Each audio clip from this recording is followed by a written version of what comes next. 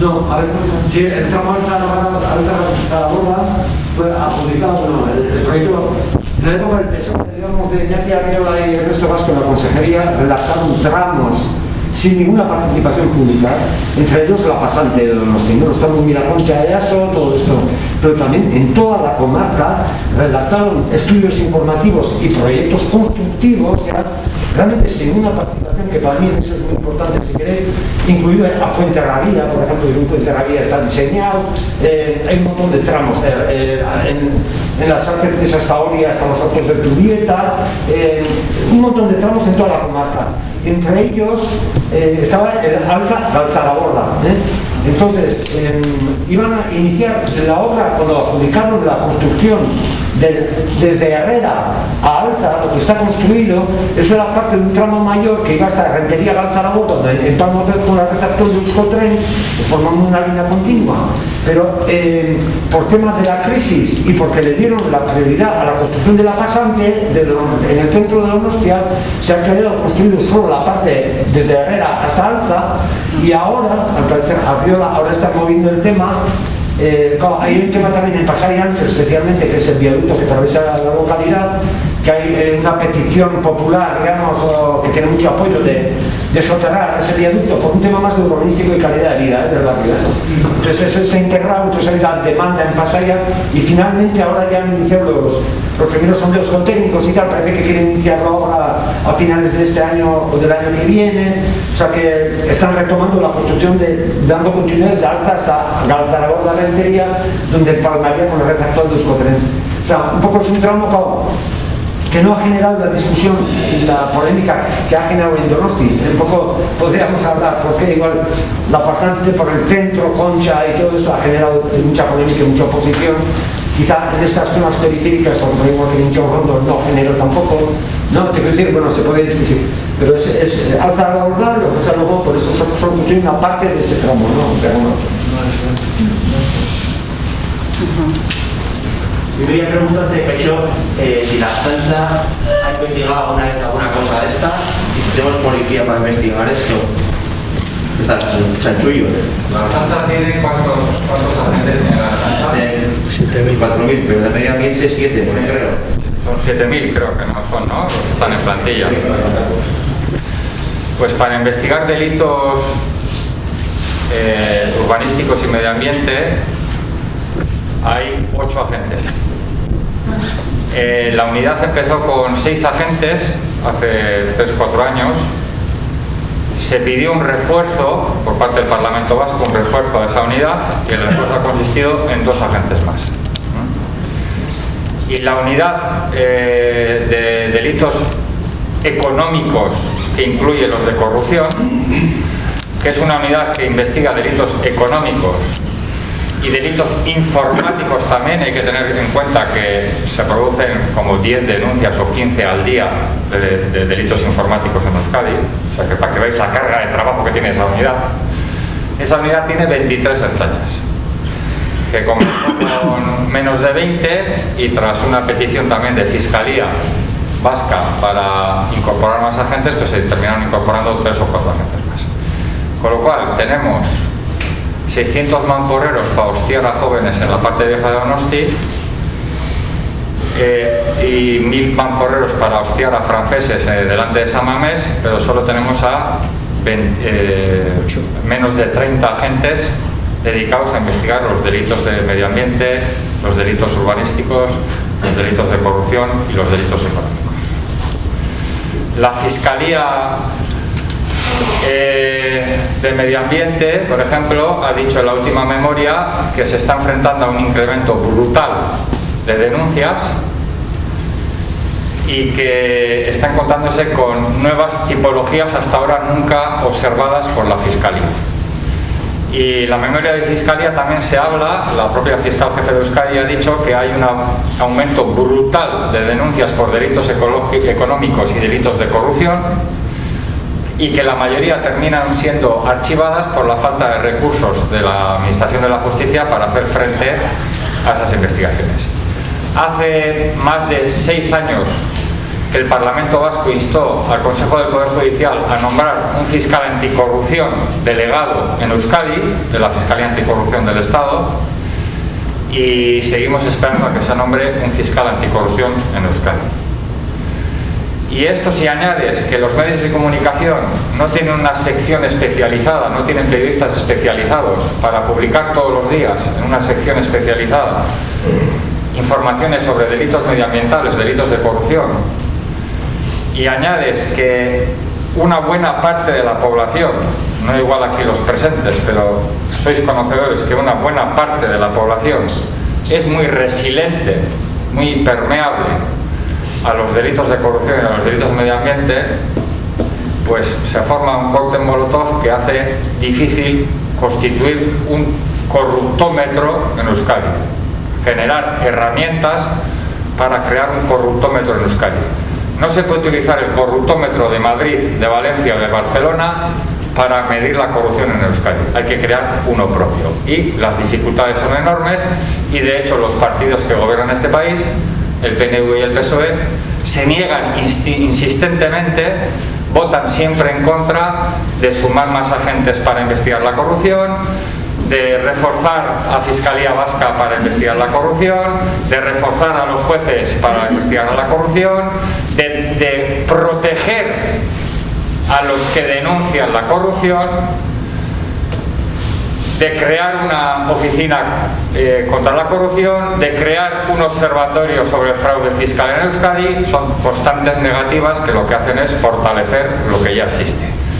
Que lo que ya existe es la punta del iceberg, porque la teoría del crimen, y todos los criminólogos dicen que lo que conocemos del crimen siempre es la punta del iceberg, lo que lleva a una condena o a una denuncia en el juzgado o a una denuncia en comisaría.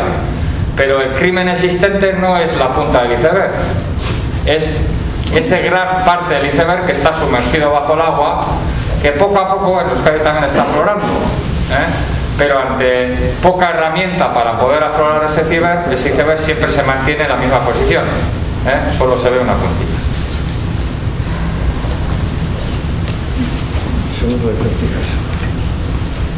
Hay más mundo que todo esto, digo, por generar expectativas, es decir, que veo ya caras largas, pesimismo y tal, y he dicho antes que yo pues sigo siendo optimista. Yo recuerdo aquí veces sacaban vídeos documentales,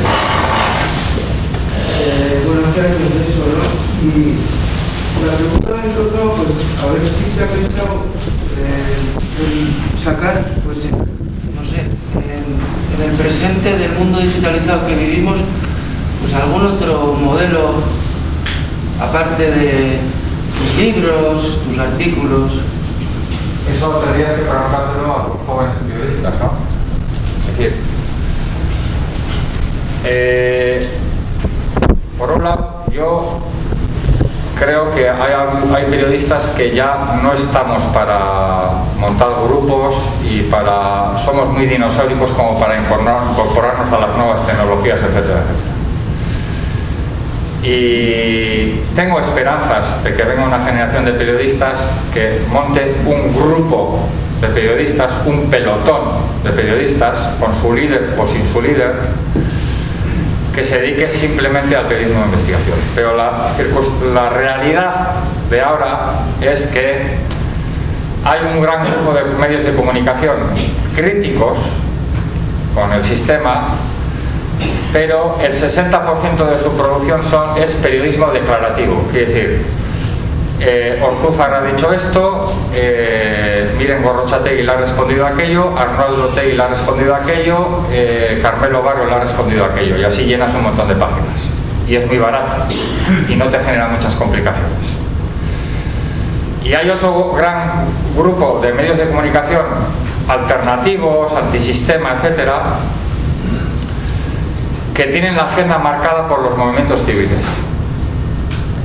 Quiere decir que son los grandes portavoces de los agentes sociales y agentes civiles, movimientos civiles, y eso les impide marcar su propia agenda de cara a investigar la corrupción o a hacer denuncias sociales, etc. Y eso, pues, para mí, como periodista de investigación que ve que el periodismo de investigación en los grandes grupos de comunicación antisistema o críticos con el sistema, convencionales o no convencionales, tiene poco espacio, tiene muy poco espacio, desproporcionalmente poco.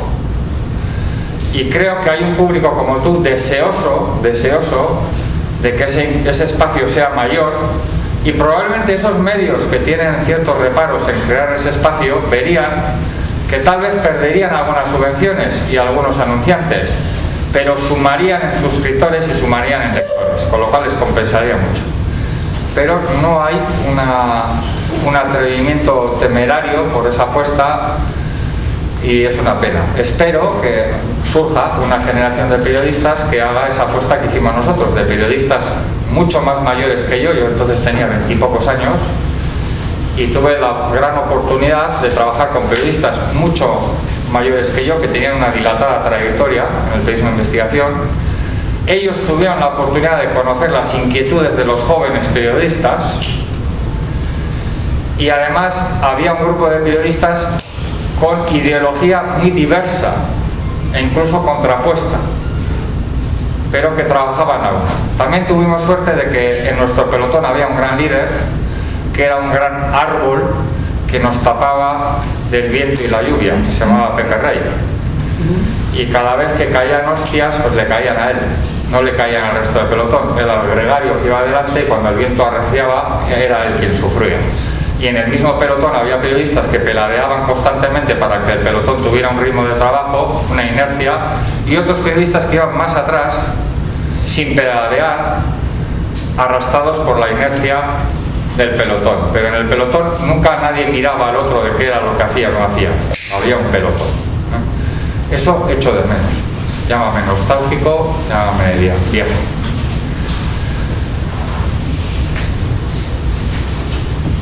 De momento no tienes proyecto de hacer nada en audiovisual, porque es verdad que hoy en día hacer cosas por escrito tiene muy poco público, ¿no? Y yo he vivido un montón de años en Rusia, y ahí toda la oposición era prácticamente vídeos. Ellos tenían claro que no tenían acceso a medios de comunicación, que es un poco lo que pasa aquí, ¿no? El PNV, vamos a decir las cosas como son, tanto el Diario Vasco como el Diario Noticias, todos viven de la publicidad del PNV, nadie va a publicar nada en contra de ellos, y al final el impacto que tiene, el impacto de hoy en día las cosas se logra yendo a través de internet, ¿no? Que es donde van las nuevas generaciones.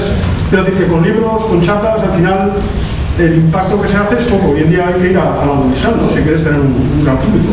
Totalmente de acuerdo. De hecho, he intentado más de una vez, pero no encuentro. Igual es que busco mal, o lo que he encontrado no es bueno, no lo sé. Pero es que no encuentro gente que se dedique al tema de la videoproducción interesada en hacer este tipo de cosas. No encuentro. Y cuando encuentro, pues o se asustan o pretenden que yo sea director, productor, guionista y todo. Claro, yo no tengo esa capacidad, pero también te digo, yo el otro espacio no puedo renunciar a que exista. Yo cubro espacios que no están bien cubiertos. Hay un montón de redes sociales y de gente que hace vídeos, y bueno, pues yo tendré mi opinión de lo que hacen o no hacen, pero ahí lo hacen. Lo que no hay es mucha gente haciendo periodismo de investigación en libros y en papel, yendo plaza por plaza a... No te quito mérito, ¿eh? Sí, no, ni tampoco yo me doy mérito, ¿eh? De hecho yo vivo de esto gracias a mi hermana, que es mi gran mecenas, porque de esto no se vive. O sea, si a alguien tenéis que dorarle la píldora y ponerle un monumento cuando yo la palme, es a mi hermana, no a mí, que por cierto está aquí presente y ahora está todo ruborizado, ¿eh?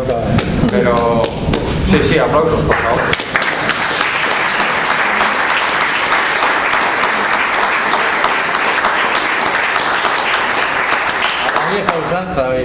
La vieja danza. Y otra cosa más que, o sea, lo que has explicado es el entramado de relaciones que hay.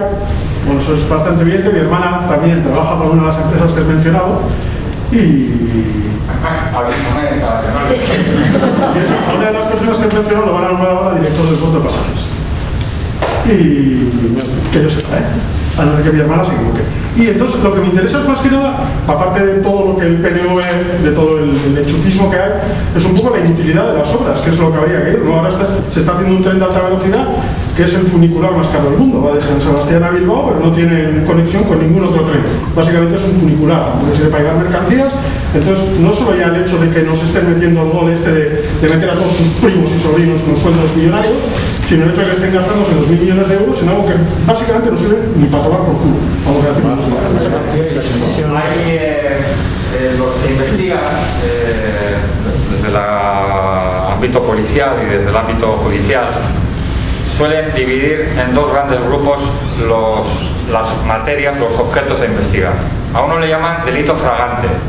Yo prometo construir un puente y que va a estar construido para el año 2022, y el 2022 vas delante del puente, sacas una fotografía y no hay puente. Es un delito fragante. Ahí va a haber querella, va a haber movida y va a haber condena.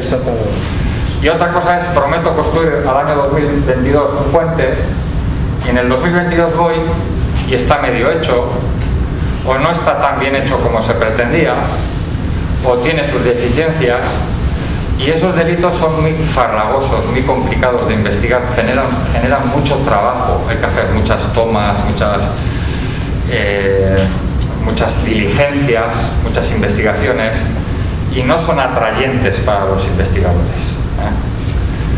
Y claro, eso del delito fragante, hubo una época en la que sí se hacía, pero ahora se hace mucho más, son más sutiles. La corrupción ha evolucionado, se ha sofisticado. Y luego es cierto que, por ejemplo, aunque hagas eso también te vas a encontrar con dificultades. Yo creo que Burasos está haciendo un gran trabajo multidisciplinar, contactando con personas expertas en distintas materias para denunciar distintas infracciones. Lo voy a soltar aquí, igual a alguien no le gusta, pero les invité a estar con el fiscal jefe de Guipúzcoa, al cual conozco, tenemos una tensión sexual no resuelta desde hace muchos años, y le llamaron el lunes y el martes me llamó Burasos diciéndome: joder, tu nombre abre puertas, nos ha citado el jueves. Y entonces le comentó pues todo lo que había, y le vi al fiscal jefe totalmente pez, y medianamente nos lo reconoció, no tenía ni idea del asunto. Entonces también veo que a veces falla que sí, tenemos grandes dispositivos de denuncia, grandes dispositivos de movilización popular, pero luego tenemos cierta timidez a la hora de ir a la Administración de Justicia a darnos a conocer, siquiera, a darnos a conocer. Y entonces, claro, la Administración de Justicia nos tiene estereotipados. Claro, son los revoltosos, los del no, son los de, ya sabemos de qué ideología son la mayoría. Y entonces ese hecho fue importante, el conocerse persona a persona y que él pudiera escuchar de la mano de Burasos, no de la mano de los medios de comunicación que no controla Burasos, sus informaciones, fue importante. Entonces, a veces eso, pues tenemos muchas cosas articuladas, pero hay teclas que no apretamos bien, Por ejemplo, en el tema de Zaldívar, que lo tengo bien estudiado, en el tema de Zaldívar hay un escenario que es la movilización popular. Ha habido una movilización popular importante. Hay otro escenario que son las preguntas de la oposición política en el Parlamento Vasco y en el Parlamento Europeo. Y ahí se ha recibido bastante información, aunque el gobierno vasco es muy reacio a pasar información, ha estado en la obligación de suministrar cierta información al Carrequín Podemos y a EH Bildu. Y luego había otro escenario que es la acusación popular en el juicio. Las acusaciones populares se han podido, hasta ahora, de momento, se están pudiendo presentar en la causa. Pero ¿qué pasa? Que si esos tres escenarios no están articulados, no llegamos a buen puerto. Si cada escenario tira por su lado sin contar con el otro, no llegamos a buen puerto. Y lo digo por experiencia, porque yo mismo me he encontrado que respuestas parlamentarias a Bildu y a Podemos no habían llegado a manos de Zaldívar Argüello. Y yo mismo era quien les transmitía el contenido de esas respuestas. Me he encontrado que los abogados de las acusaciones populares no tenían algunos informes de los que sí disponía Zaldívar Argüello.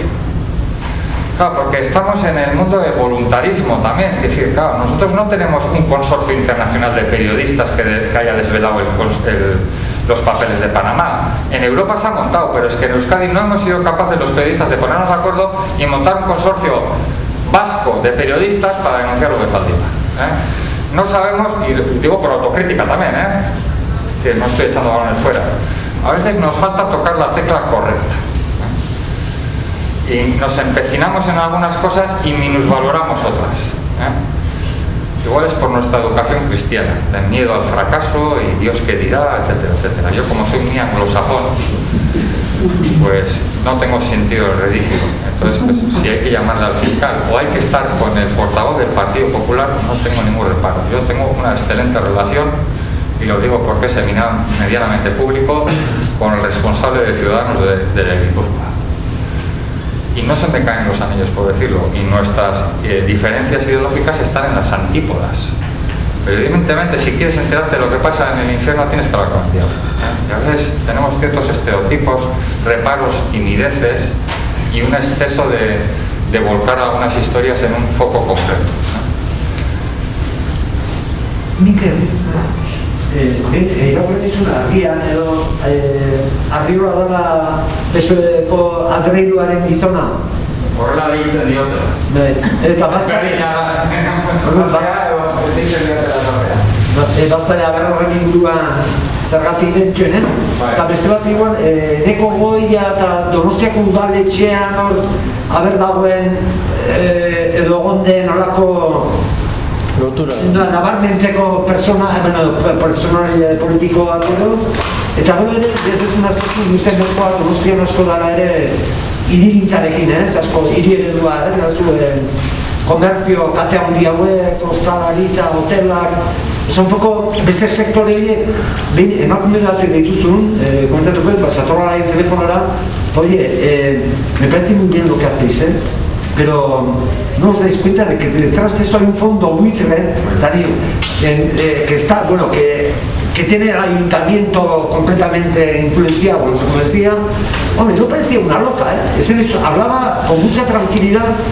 Hombre, nosotros estamos interesados en recabar toda la información posible, gero diatzen deitu gehiago, baina bai Donostian ere, que se mueven, aparte del sector de cemento duro, en torno a esta obra, este proyecto, sí que hay otros intereses más de... Primero, una precisión para que no se entienda mal. A mí me interesan más los locos como tú que la gente cuerda, la mayoría. Que los locos hay que entenderles bien, porque entienden mucho de lo que dicen. Sí, claro, lo del metro de Donosti no se puede entender sin entender un modelo de ciudad que se pretende. Yo Donosti no controlo tanto, creo que aquí hay gente que controla mucho mejor que yo.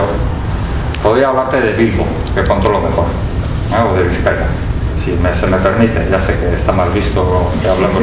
Los bilbaínos somos así, es decir, nos tenemos que hacer notar, pero sitios sabemos de todo y tal, ¿no? Pero bueno, retrotrayéndome a Bilbao, que hay muchos paralelismos, de hecho, pues, ¿cómo era la canción esa de San Sebastián tiene cosas que no tiene Bilbao, que no tenía, Bilbao tenía y ahora también quiere tener Donosti.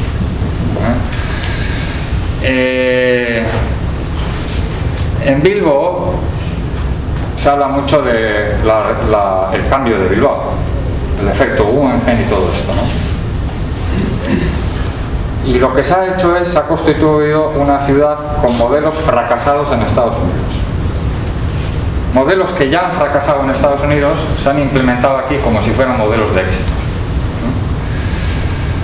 Por ejemplo, un modelo es el de la gran avenida desde el casco viejo hasta el Guggenheim, que todo visitante donostiarra de Bilbao debería de pasar por allí. Es todo lo que es desde el Ayuntamiento de Bilbao, en las dos aceras de la ría, hasta Zorrozaurre, ¿sí? Sabemos de lo que hablamos, ¿no? Sí, alguna vez hemos estado ahí. Entonces es un modelo de gran avenida norteamericana, donde se puede atajar mejor, según ese modelo, el crimen, porque claro, no es lo mismo escapar entre callejuelas que escapar en una gran avenida.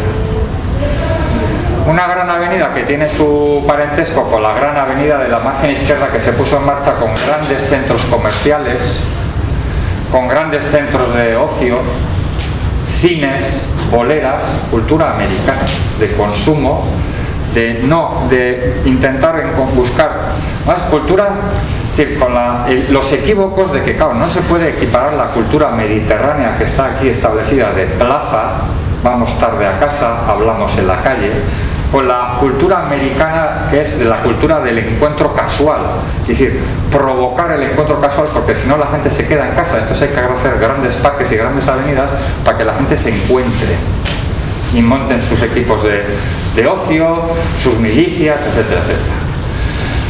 Y me temo que, claro, Donosti tiene otra geografía, y evidentemente no es lo mismo coger el tren en la margen izquierda que el tren, si me permitís, y esto igual va a doler, en Guipúzcoa. El tren en la margen izquierda ves a los obreros y a los inmigrantes obreros, para hacer una pequeña diferencia, que van vestidos como van. Y el que trabaja en el banco se nota que es un tío que va con traje, con corbata, con tal y cual. Las diferencias son atroces, además se sientan en vagones distintos, etc. Pero si tú coges el tren de Guipúzcoa, las diferencias apenas se notan. El director del banco va sentado al lado de un trabajador de un taller y no destaca. Es decir, no se puede comparar un sitio con el otro porque la geografía, la población y tal es totalmente distinta. Entonces en Donosti lo que creo que parece aparentemente que quieren aplicar es un modelo intermedio entre los modelos fracasados en Estados Unidos de cara a Bilbo y los modelos fracasados en Francia de cara a Donosti. Quiere decir, gerontrización de la ciudad, turistificación de la ciudad, robar espacio público en favor de lo privado, grandes áreas de consumo pero pequeñas, no como Bilbo, donde hay una gran movilidad con un gran metro y mucha población, sino espacios. En Donosti Centro no se han implantado los grandes centros comerciales, sino que lo que ahora se ha hecho es las pequeñas lonjas y los viejos negocios han desaparecido en favor. Sí, pero no, si comparas Bilbo o Ezkerraldea, sois una minucia. Aquí Burger King le costó entrar en Guipúzcoa, pero Burger King ya llevaba 15 años trabajando en Vizcaya. Porque también la cultura de Guipúzcoa, en favor de, o sea, no digo entera, pero había unos elementos de barrera de protección. Lo que se ha hecho en Vizcaya es atroz comparado a lo que se está haciendo, comparado con lo que os viene. Lo que os viene, sí, lo que os viene es lo que se ha hecho allí. Lo que os viene, lo se ha hecho allí. Pasa que, como vosotros los guipuzcoanos siempre habéis vivido a espaldas de Vizcaya y Álava, pues habéis estado muy cómodos hasta ahora. Y toda la mierda nos la comían nosotros. Toda la mierda entre comillas. Sí, y ahora os va a tocar porque todo llega. Bueno, eso es una bilbainada, sí, pero bueno, se me puede permitir, y os va a llegar, y está llegando, es decir, se ha implantado ya, y está. Yo no reconozco Donosti de cuando venía a cuando vengo a cuando voy ahora, no reconozco, y yo tengo mucho trato pues con unas señoras bastante mayores por temas de familia, que ellas se definen irónicamente provincianas de Guipúzcoa, y también me dicen lo mismo, que cuando ellas venían bien vestidas para que nadie les mirara mal en Donosti, iban a sitios chic para sacarse una foto histórica de que habían estado allí y tal y cual, a venir ahora, pues la diferencia de todo es totalmente impersonal, nadie les mira. Cuando antes venían a Donosti todo el mundo les miraba, ahora vienen a Donosti y nadie les mira, La impersonalización, falta de sentimiento de territorialidad, por eso molestáis tanto. La gente que tiene sentimiento de territorialidad, de defender lo suyo, molesta. Lo que se necesita es un sentimiento impersonal, ya que aquí nada es de nadie, con la falsa revestimiento de universalismo y de rollo cosmópolis. Y molesta a la gente que reivindica pues, un modelo de ciudad propio, un modelo de ciudad con una serie de valores, etcétera, etcétera. Porque la administración quiere ser la que dirija absolutamente todo y los demás seamos reos de sus mega infraestructuras. Una pena. Pero bueno, yo cuando vengo a Donosti estoy contento, es decir, no lo paso mal, no lo paso mal. Yo vengo con mi familia a Donosti, voy a la playa y tengo la suerte de conocer el barrio de Guía, que es pues, un barrio diferencial, en cierta manera, a lo que se pretende en Donosti. Ese pequeño refugio, sí, también se lo van a hacer para llevar por delante. Pero quiero decir que esos pequeños refugios tengo cuando vengo a Donosti, entonces claro, no lo paso tan mal como los que tenéis que convivir todos los días con Donosti.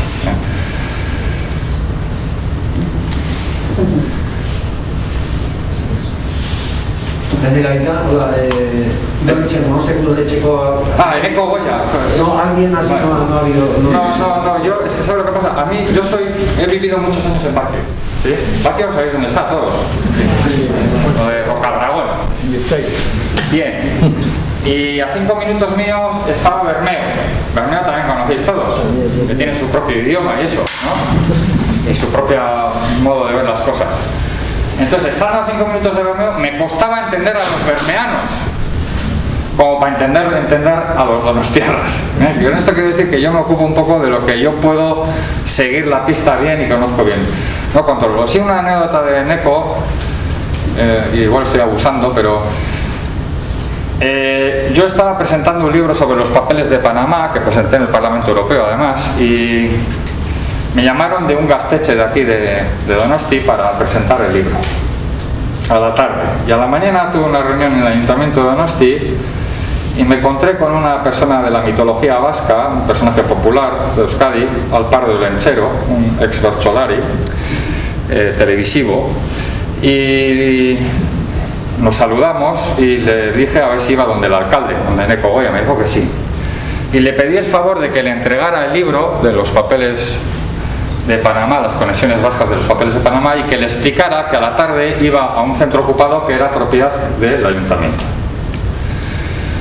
Y entró, y al de 5 minutos salió la secretaria del alcalde y me dijo que agradecía el obsequio, el libro. Es decir, yo no dije que no se lo fuera a cobrar, pero claro, la mentalidad de esta gente es trinco. Y entonces a la tarde fui al Gasteche a dar la charla, y en el Gasteche estaban sorprendidos porque se habían encontrado con una cadena del ayuntamiento en la puerta que impedía el acceso. O sea, esa fue la reacción del alcalde. Yo le entrego un libro, no me lo paga, y encima a la tarde me pone una cadena para que no dé la charla en un edificio del ayuntamiento ocupado, ¿no? Pues eso creo que ya dice bastante de la calidad humana del alcalde. En Vizcaya yo sí tengo controlado las grandes familias del PNV y los golpes que hay entre las familias del PNV y cómo eso repercute en la gobernabilidad del país, en la calidad de los servicios, en la calidad de vida de las personas, la lucha de poder intestinal de grandes familias del PNV en Vizcaya. En Guipúzcoa conozco algunas y sé también que sus luchas intestinales afectan a la gobernabilidad de Guipúzcoa, y de hecho las conocí porque cuando seguí el tema del caso de Miguel, en el caso de Miguel había dos grandes grupos de familias enfrentadas. Una era el grupo liderado por Joseba Eguíbar, que tenía mucha influencia en las familias que controlaban el PNV de Álava, y había otras familias que no tenían tanto poder en el bloque de poder de las familias del PNV de Álava, que eran familias apadrinadas por el sector no soberanista de Joseba Eguíbar, sino el sector pactista de Andoni Ortúzar y Íñigo Urkullu, de los jóvenes gurukides vizcaínos que se han hecho con el poder absoluto, jóvenes gurukides les llamaban entonces, que se han hecho con el poder absoluto del PNV. Y en esa disputa, en uno de los debates a los que me comentaron que había habido, los soberanistas de Joseba Eguíbar y tal le pedían explicaciones al PNV pactista de cómo pactaban con la corrupción de Rajoy o con la corrupción del PSOE. Y la respuesta de Ortúzar dijo: por la corrupción en Euskadi en el banquillo no estamos los pactistas, estáis los soberanistas, porque las familias del PNV encausadas en el caso de Miguel estaban apadrinadas por Joseba Eguíbar. Es terrible. No estoy diciendo que yo esté de acuerdo con esa interpretación o con esa explicación, pero ahí se ve los golpes que hay. Entonces, esas peleas de poder intestinales que a veces no es una conspiración, son una cadena de despropósitos, afectan a la gobernabilidad de Vizcaya, Álava, Guipúzcoa terriblemente. Hasta no hace muchos años, igual me estoy extendiendo, pero creo que es interesante, hasta hace algunos años había un pacto tácito de que las grandes empresas de Guipúzcoa apadrinadas por gente del PNV solo trabajaran en Guipúzcoa, y que las grandes empresas patrocinadas por gurukides del PNV en Vizcaya solo trabajaran en Vizcaya. Y luego Álava se repartían un poco a medias, o había otras pequeñas empresas en Álava. ¿Qué pasó? Que las grandes infraestructuras se dejaron de adjudicar o se fueron paralizando, vinieron una crisis tras otra. Entonces no había grandes contratos que adjudicar en Vizcaya o en Guipúzcoa. Entonces se decidió que sálvese quien pueda, y las grandes empresas de Vizcaya empezaron a trabajar en Guipúzcoa y las grandes empresas de Guipúzcoa empezaron a trabajar en Vizcaya. Y hubo unas hostias